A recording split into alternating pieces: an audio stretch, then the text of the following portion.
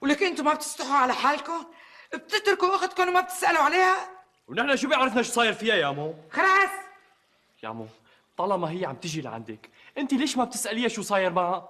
وانتوا ليش ما عم تعطوها حصتها من الدكان؟ وهدول المصاري اللي عم يطلعوا من الدكان مو لهم حصة فيهم اخواتكم البنات؟ معتز؟